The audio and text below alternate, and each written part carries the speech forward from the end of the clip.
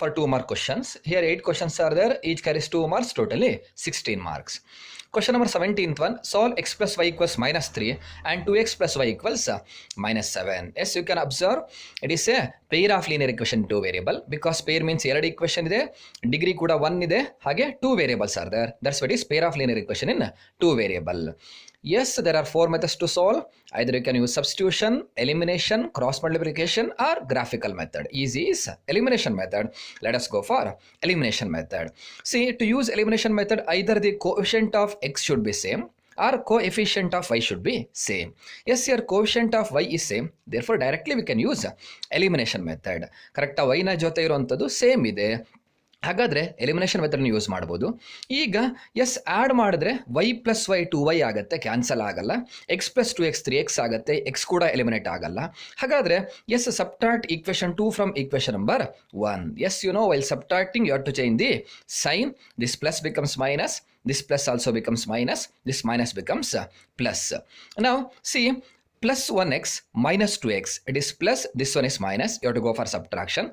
1x and 2x inda kadadre 1x bigger number 2 adra sign minus, plus y minus y get cancelled, equals minus plus ide, minus 3 plus 7 ide.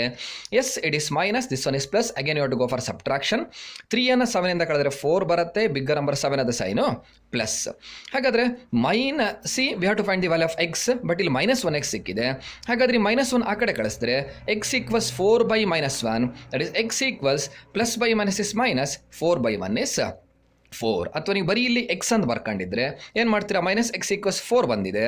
ಹಾಗಾದರೆ ಎಕ್ಸ್ನ answer ಬೇಕಾದರೆ ಈ minus ಅನ್ನು ತೆಗಿಬೇಕಾದ್ರೆ multiply both side with minus ಮಾಡ್ತೀರಾ, ಆಗಲೂ ಕೂಡ X equals minus 4 ಬರುತ್ತೆ. ಹಾಗಾದರೆ ಎಕ್ಸಿನ ಆನ್ಸರ್ ಸಿಕ್ಕಿದೆ. Now you have to find the value of Y. Now you have 2 options, either you have to substitute this value either in equation number 1 or in equation number 2. Better I will use equation number 1 from equation number 1. X plus y equals minus 3 is there. X means I already got the answer, minus 4, plus y means as it is, equals ಏನು ಬರೀತೀರಾ, minus 3. Now transfer this minus 4 to that side. ನೋಡಿ y equals minus 3 ಹಾಗೇ ಬರೀತಾ ಇದ್ದೀನಿ. S, minus 4 ಆ ಕಡೆ ಹೋದರೆ plus 4, that is y equals minus plus ಇದೆ. Subtraction, if you subtract 3 from 4, you will get 1, bigger number is 4, its sign is plus. ಹಾಗಾದರೆ x answer minus 4, y answer is plus 1, or you can write just 1. ಒಂದ್ಸಲಿ ಸರಿನಾ ನೋಡ್ಬಿಡೋಣ. x plus y equals minus 3 ಬರಬೇಕು. x ಅಂದರೆ minus 4 plus 1 ಅಂದರೆ minus 4 plus 1 ಅಂದರೆ minus 3 ಬರುತ್ತೆ. Because minus plus ಇದೆ, ಕಳೀತೀರಾ 1ಅನ್ನು 4ಇಂದ ಕಳೆದ್ರೆ 3 ಬಿಗ್ಗರ್ ನಂಬರ್ ಫೋರ್ ಅದರ ಸೈನ್ ಮೈನಸ್ ಆಗಿರೋದ್ರಿಂದ minus 3 ಬರುತ್ತೆ. ಎರಡನೇದು 2 ಇಂಟು ಎಕ್ಸ್ ಅಂದರೆ 2 ಇಂಟು minus 4 ಅಂದರೆ minus 8 ಪ್ಲಸ್ y ಅಂದರೆ 1, minus 8 ಪ್ಲಸ್ 1 ಅಂದರೆ ಅಗೇನ್ ಏನು ಬರುತ್ತೆ, minus 7 ಬರುತ್ತೆ. ಹಾಗಾದ್ರೆ ನಮ್ಮ ಆನ್ಸರ್ ಕರೆಕ್ಟ್ ಇದೆ. Okay, let's move for the option. Is the following pair of equations consistent? Yes, ಒಂದು pair of linear equation 2 variable ಕೊಟ್ಟಿದ್ದಾರೆ. ನಾವೇನು ಫೈಂಡ್ ಮಾಡಬೇಕು ಅಂದರೆ ಕೊಟ್ಟಿರುವ ಈಕ್ವೇಷನ್ ಕನ್ಸಿಸ್ಟೆಂಟ್ ಹೌದೋ ಅಲ್ವೋ ಅನ್ನೋದನ್ನು ಫೈಂಡ್ ಮಾಡಬೇಕು.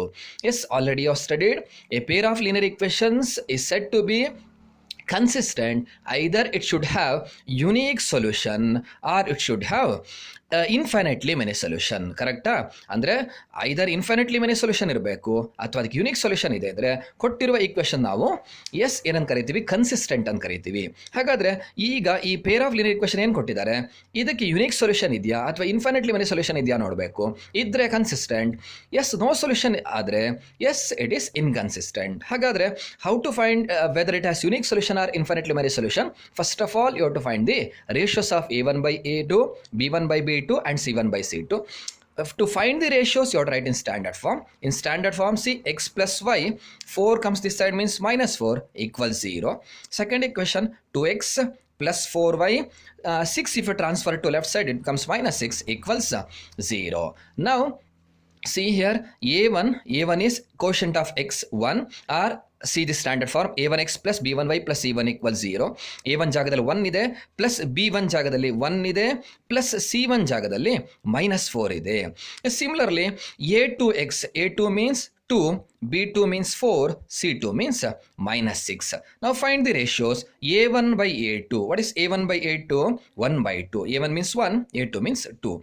B1 by B2. B1 by B2 is 1 by 4. No need of finding C1 by C2. Find ಮಾಡೋಣ ಬೇಕಾದ್ರೆ minus 4 by minus 6. Minus by minus becomes plus. 2 2s are 2 3s are. This one becomes 2 by 3. Now see here A1 by A2 and B1 by B2. Their answers are not same. It is 1 by 2. B1 by B2 is 1 by 4. ಹಾಗಾದ್ರೆ ratio of A1 and A1 to A2 is not equal to B1 to B2 or A1 by A2 is not equal to B1 by B2. Therefore it has unique solution. ಇದಕ್ಕೆ ಎಷ್ಟು solution ಇರುತ್ತೆ ಇದನ್ನು ನೀವು solve ಮಾಡಿದ್ರೆ ಒಂದೇ ಒಂದು solution ಬರುತ್ತೆ. ಹಾಗಾದ್ರೆ ಇದಕ್ಕೆ ಸೊಲ್ಯೂಷನ್ ಇದೆ ಅಂದಮೇಲೆ ಎಸ್ ಕೊಟ್ಟಿರುವ ಈ ಈಕ್ವೇಷನ್ ಏನಂತ ಬರೀತೀರಾ? ಕನ್ಸಿಸ್ಟೆಂಟ್ ಅಂತ ಬರೀಬೇಕು. ಹಾಗಾದರೆ ಹೀಗೆ ಸಾಲ್ವ್ ಮಾಡಬೇಕು ಅಂತೇಳಿ ಇನ್ನೊಂದು ಮೆಥಡ್ ಏನಪ್ಪ ಅಂದರೆ ಈ ಈಕ್ವೇಷನ್ಸನ್ನು ಸಾಲ್ವ್ ಮಾಡಿ ಬೈ ಎಲಿಮಿನೇಷನ್ ಮೆಥಡ್. ಎಕ್ಸಿಗೆ ಒಂದೇ ಆನ್ಸರ್ ಬರುತ್ತೆ, ಈಗ ಒಂದೇ ಆನ್ಸರ್ ಬರುತ್ತೆ. ಆಗ ನೀವೇನು ಹೇಳ್ಬೋದು? It has unique solution, that's why it is consistent ಅಂತ ಹೇಳ್ಬೋದು. ಅದು lengthy, that's why follow this method. First find A1 B1 C1, A2 B2 C2, then find the ratios of A1 to A2, B1 to B2 and C1 to C2. If A1 by A2 is not equal to B1 by B2, unique solution, consistent. A1 by A2 equals B1 by B2 equals C1 by C2, infinitely many solution, again it is consistent.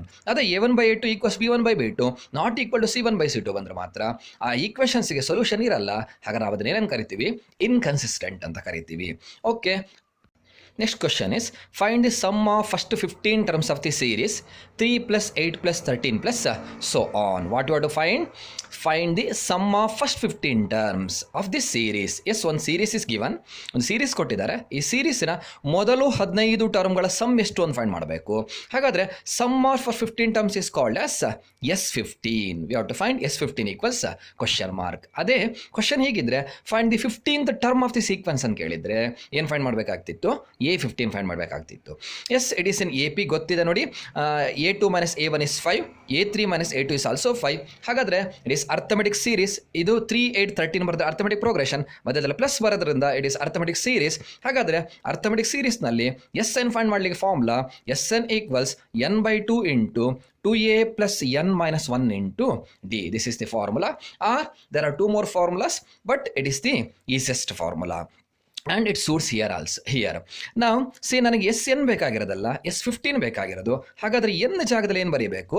15 ಬರೀಬೇಕು. That's why put n equals 15. ನೋಡಿ, ನನಗೆ SN ಅಲ್ಲ ಬೇಕಾಗಿರೋದು, S15. ಹಾಗಾದರೆ n ಇರಲಿ 15 ಬರೆದ್ರೆ S15 equals n by 2 becomes 15 by 2 into 2a means 2 into a ಅಂತ ಅರ್ಥ.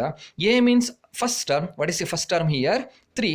ಹಾಗಾದರೆ 2 into 3 plus n minus 1 ಅಂದರೆ 15 minus 1 into d. d means, yes, you know the formula. What is the formula? d equals a2 minus a1. That is a2 means 8 minus 3. What is 8 minus 3? Yes, it is 5. Now let's continue. 15 by 2 into 2 3s are 6 plus 15 minus 1 ಅಂದರೆ 14 into 5. Again continue. 15 by 2 into, don't cancel 2 1s or 2 3s. Cancel ಮಾಡಲಿಕ್ಕಿಲ್ಲ. First of all ಇದನ್ನು simplify ಮಾಡಿ. Now to remove this bracket first. 6 plus 14 5s. Yes, 14 5s. It is 70. Next simplify. That is 15 by 2 into, see, 70 plus 6. How much is 70 plus 6? Yes, it is 76. Now you can cancel here 2 1s. 2 3s, 16 means 2 8s. That's why it is 15 into 38. Now we have to multiply 15 with 38. Yes, if you multiply 15 with 38, you will get the answer. Or in right side, you can multiply 15 into 38. The answer is 570. Yes, how much is the answer? 570 is the answer. ಅಂದರೆ ಈ 3 plus 8 plus 13 ಹೀಗೆ 15 terms AP ಬರೋದು. ಅದರ add ಮಾಡಿದ್ರೆ ಎಷ್ಟು ಬರುತ್ತೆ? Some 570 ಬರುತ್ತೆ. Okay, next problem is for what value of k the points A3, k, B6, 4 and C8, 6 are collinear. Yes, ಏನಿದೆ ಕ್ವಶನ್ ನೋಡಿ. For what value of K, ಕೆಗೆ ಏನು ವ್ಯಾಲ್ಯೂ ಕೊಟ್ಟರೆ, ಕ್ವಶನ್ ನಂಬರ್ 19th one, ಕೆಗೆ ಏನು value ಕೊಟ್ಟರೆ 3, K 6,4 and 8,6 collinear ಆಗುತ್ತೆ. Collinear ಅಂದರೆ ಆ 3 ಪಾಯಿಂಟ್ ಒಂದೇ ಲೈನಲ್ಲಿ ಬರುತ್ತೆ ಅಂತ. ಸಿಂಪಲ್ ನೋಡಿ, ಒಂದು ಗ್ರಾಫ್ ಇದೆ ಹೀಗೆ. Yes, it is X axis, it is x dash, this one is y, this one is y dash. Yes, origin will take 0, 1, 2, 3, 4, 5, 6, 7. Here you will take 8. Yes, illu positive numbers ತಗೊಂತೀರಾ. 1, 2, 3, 4, 5, 6, 7. This one is 8. ನೋಡಿ, B 6,4. 6,4 ಅಂದರೆ ನೋಡಿ, ಇಲ್ಲಿ ಏನಿದೆ B ಅಂತ ಒಂದು point ಇದೆ. ಹಾಗೆ 8,6. 8,6 ಅಂದರೆ ಇಲ್ಲಿ ನೋಡಿ 8,6 ಅನ್ನೋ ಒಂದು ಪಾಯಿಂಟ್ ಇದೆ. ಹಾಗೆ 3,k, that means 3,k means ಇಲ್ಲಿ ಈ ಲೈನಲ್ಲಿ ಎಲ್ಲೋ ಒಂದು ಪಾಯಿಂಟ್ ಇದೆ. ಆ ಪಾಯಿಂಟ್ ಏನು ಅಂತ ಫೈಂಡ್ ಬೇಕು. 3,k ಅಂದರೆ ನೋಡಿ, ನಂಬರ್ ಕೊಡಬೇಕಿತ್ತು, ನಂಬರ್ ಕೊಟ್ಟಿಲ್ಲ. ಇಲ್ಲಿ ನಾವು ಏನು ವ್ಯಾಲ್ಯೂ ಕೊಟ್ಟರೆ, ಈ ಕೆ ಇರಲ್ಲಿ ಏನು ವ್ಯಾಲ್ಯೂ ಕೊಟ್ಟರೆ ಈ 3 ಪಾಯಿಂಟ್ಗಳು ಒಂದೇ ಲೈನಲ್ಲಿ ಬರುತ್ತೆ ಅಂತ ಫೈಂಡ್ ಮಾಡಬೇಕು. ಅಥವಾ ಆ 3 ಪಾಯಿಂಟ್ಗಳು ಯಾವ ಕೆಗೆ ಏನು ವ್ಯಾಲ್ಯೂ ಕೊಟ್ಟಾಗ ಕೊಲೀನಿಯರ್ ಆಗುತ್ತೆ ಅನ್ನೋದನ್ನು ಫೈಂಡ್ ಮಾಡಬೇಕು. ಎಸ್, ಹೇಗೆ ಸಾಲ್ವ್ ಮಾಡ್ತೀರಾ ಅಂದರೆ ಗ್ರಾಫ್ನಲ್ಲಿ ನೋಡಿ ಹೇಳ್ಬೋದು. ನೋಡಿ, ಇದು 3,1 ಕೊಟ್ಟರೆ ಎಸ್, ಈ 3 ಪಾಯಿಂಟ್ ಏನಾಗುತ್ತೆ, ಕೊಲೀನಿಯರ್ ಆಗುತ್ತೆ. ಹಾಗಾದರೆ ಕೆ ಆನ್ಸರ್ ಏನು ಬರಬೇಕು, 1 ಬರಬೇಕು. ಬಟ್ ನಿಮಗೆ ಅಲ್ಲಿ method, yes, you must write the method as well as steps. ಹಾಗೆ ಗ್ರಾಫ್ ಇದು ಕೊಟ್ಟಿಲ್ಲ, ಹಾಗಾಗಿ ಮೆಥಡ್ ನಾನು ಯೂಸ್ ಮಾಡ್ಲಿಕ್ಕೆ ಆಗಲ್ಲ. ಬಟ್ ಕ್ಲೂ ಏನಪ್ಪ ಅಂದರೆ ನೋಡಿ, 3 ಪಾಯಿಂಟ್ ಕೊಟ್ಟಿದ್ದಾರೆ. ಒಂದು 3,k, ಇನ್ನೊಂದು ಬಿ 6,4, ಇನ್ನೊಂದು ಸಿ 8,6. ಈಗ ಈ 3 ಪಾಯಿಂಟ್ಸ್ ಕೊಲೀನಿಯರ್ ಆಗಬೇಕು ಅಂತಾದರೆ ಎಸ್, ಆ 3 ಪಾಯಿಂಟ್ಸಿಂದ ಏನು ಫಾರ್ಮೇಷನ್ ಆಗಲ್ಲ, ಟ್ರ್ಯಾಂಗಲ್ ಫಾರ್ಮೇಷನ್ ಆಗಲ್ಲ. ಈ 3 ಪಾಯಿಂಟ್ ಸ್ಟ್ರೈಟ್ ಲೈನಲ್ಲಿ ಇದೆ ಅಂದಮೇಲೆ ಈ 3 ಪಾಯಿಂಟ್ಸ್ನ ಜಾಯಿನ್ ಮಾಡಿದಾಗ ನಿಮಗೆ ಒಂದು ದೊಡ್ಡ ಸ್ಟ್ರೈಟ್ ಲೈನ್ ಸಿಗುತ್ತೆ, ಬಿಟ್ಟರೆ ಟ್ರ್ಯಾಂಗಲ್ ಸಿಗಲ್ಲ. ಈ 3 ಪಾಯಿಂಟ್ಸಿಂದ ಟ್ರ್ಯಾಂಗಲ್ ಸಿಗಲ್ಲ ಅಂದಮೇಲೆ what is the area of the triangle A B C ಅಂತ ಕೇಳಿದರೆ ಏನು ಹೇಳ್ತೀರಾ? Area of triangle A B C equals 0 ಅಂತ ಕೇಳ್ತೀರಾ. ಬಿಕಾಸ್ ಈಗ ಫಾರ್ ಎಕ್ಸಾಂಪಲ್ ನಿಮಗೆ ಒಂದು ಸ್ವಲ್ಪ ಜಾಗ ಇದೆ, ನಿಮಗೆ ಎಷ್ಟು ಎಕರೆ ತೋಟ ಇದೆ ಅಂದರೆ 1 ಎಕರೆ ಅಂತ ಹೇಳ್ಬೋದು, 2 ಎಕರೆ ಅಂತ ಹೇಳ್ಬೋದು. ನಿಮ್ಮ ಹತ್ರ ತೋಟನೇ ಇಲ್ಲ ಅಂತಾದರೆ ನಿಮ್ಮ ಹತ್ರ ಎಷ್ಟು ಎಕರೆ ತೋಟ ಇದೆ ಅಂದರೆ ನೀವು 0 ಅಂತಲೇ ಹೇಳಬೇಕು. ಇಲ್ಲೂ ಅಷ್ಟೇ, ಎ ಬಿ ಸಿ ಅನ್ನೋ ಪಾಯಿಂಟ್ಸಿಂದ ಟ್ರ್ಯಾಂಗಲ್ಲೇ ಫಾರ್ಮೇಷನ್ ಆಗಲ್ಲ ಅಂದಮೇಲೆ triangle A B C area ಎಷ್ಟಪ್ಪ ಅಂದರೆ 0 ಅಂತಲೇ ಬರೀಬೇಕು. Yes, area of triangle formula ಏನು ಅಂತ ಗೊತ್ತಿದೆ. Half into x1 into y2 minus y3 plus x2 into y3 minus y1 plus x3 into y1 minus y2 equals yes, ಎಷ್ಟು ಅಂತ ಬರೆದಿದ್ದೀರಾ? 0. Yes, let us take this one as x1 y1, it is x2 y2, this is x3 y3. Now 1/2 into x1 means 3 into y2 minus y3. y2 means 4 minus y3 means 6 plus x2 means 6 into y3 minus y3 means 6 minus y1 means k plus x3 means 8 into y1 minus y1 means k minus y2 means yes, it is 4. Equals 0. Transfer this 2 to that side, that means right side. That is 1 into 3 into 4 minus 6 means minus 2, because one is plus, other is minus. You have to go for subtraction. Yes, you will get minus 2. 2 bigger number 6, its sign is minus. Plus, better it is monomial with binomial. You can multiply plus into plus plus. 6 6 are 36. Plus into minus minus. 6 into k is 6k. Plus again monomial with binomial. 8 into k is 8k. Plus into minus is minus. 8 4s are 32. Equals 0. See, ಇಲ್ಲಿ divided by 2 ಇದೆ. ಈ ಕಡೆ ಬಂದರೆ into 2 ಆಗುತ್ತೆ. ನಾವು 1 into any number, ಈ same number ಅದರ 1 ಅನ್ನು ಬೇಕಾದರೆ ಬಿಡ್ಬೋದು. Plus into minus minus 3 2s are 6 plus 36 minus 6k plus 8k. ನೋಡಿ, ಲೈಕ್ ಟರ್ಮ್ಸ್, ಇದು ಮೈನಸ್ ಇದು ಪ್ಲಸ್. ಹಾಗಾದರೆ ಲೈಕ್ ಟರ್ಮ್ಸ್ ಬಂದಿದೆ ಅಂದರೆ we can add or we can subtract, but this one is minus, it's sign is plus, therefore we have to go for subtraction. 6kನ 8k ಇಂದ ಕಳೆದರೆ 2k, bigger number is 8, its sign is plus, that's why this is plus 2k minus 32 equals 0 into any number is 0. Okay, let us continue.